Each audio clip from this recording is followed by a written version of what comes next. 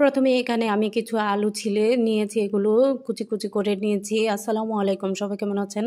আমি আজ ভিন্নভাবে সুন্দর একটি পাকোড়া বানানোর রেসিপি দেখাতে চলেছি। খুবই দ্রুত এবং চমৎকার একটি রেসিপি হতে যাচ্ছে। স্কিপ না করে ভিডিওটা পুরোপুরি দেখবেন। এর জন্য আমি 1 কাপ পরিমাণ সুজি ধুয়ে নিয়েছি। এখানে পেঁয়াজ কুচি, টমেটো এবং কাঁচামরিচ, ধনেপাতা আর এখানে পাতাকপি, সিম এবং নানান রকমের সবজি আমি কেটে নিয়েছি। আপনাদের ঘরে যা আছে তা দিয়ে এই রেসিপিটা তৈরি করতে পারবেন।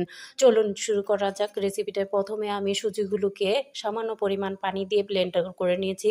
এই ব্লেন্ডার করা হয়ে গেলে এই মিশ্রণটি আমি এই সবজির মধ্যে ঢেলে দিব। দেন একে একে আমি আলু কুচিগুলো ব্লেন্ডার করে নিচ্ছি। পানি দিবেন না, পানি সামান্য যদি লাগে অল্প একটু দিবেন, কারণ আলুর মধ্যে ভিতরে যে পানিটা থাকে এতে ব্লেন্ডার করা হয়ে যায়। এগুলো মিশ্রণগুলো আমি একসাথে দিয়ে একে একে টমেটো কুচি, পেঁয়াজ, মরিচ এবং ধনিয়া কুচি এবং পেঁয়াজ কুচি সব একসাথে দিয়ে দিয়েছি।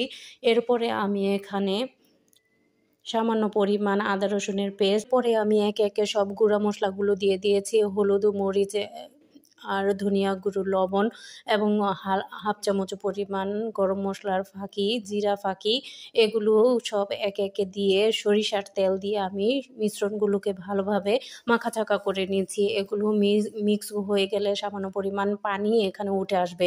এরপরে আমি এখানে আমার 2 কাপ পরিমাণ ময়দা লেগেছে।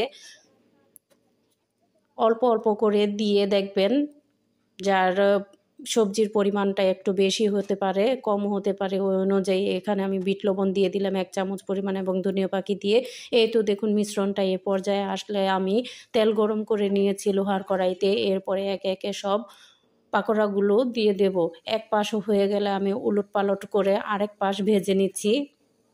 এই তো দেখুন চমৎকারভাবে হয়েছে। এক পাশটা উল্টিয়ে সাথে সাথে আলাদা করে দিবেন, না হলে একটার সাথে আরেকটা লেগে যায়। এই তো এক পাশও হয়েছে, আরেক পাশ আমি ভালোভাবে ভেজে নিচ্ছি। বাস এভাবে করে যখন ব্রাউন কালার হয়ে যাবে, কালারটা সুন্দর হয়েছে দেখুন কতটা। এরকম করে আমি এক একে সব, যেটা মুচমুচে হয়েছে বোঝা যাচ্ছে, ওটা আমি ছাঁকনিতে তুলে নিচ্ছি। শীতের মৌসুমে সবজির পাকোড়া হবে না তা কি হয়? এইভাবে রেসিপিটা ভালো লাগলে লাইক, কমেন্ট, শেয়ার করে দিবেন। আপনারা ট্রাই করবেন। এই তো দেখুন মাশাআল্লাহ আমার পাকোড়াটার কালারটা কতটা চমৎকার এসেছে, উপরে মুচমুচে, ভিতরটা কতটা চমৎকার হয়েছে। রেসিপিটা ভালো লাগলে শেয়ার করে অন্যকে দেখার সুযোগ করে দিবেন। আল্লাহ হাফেজ।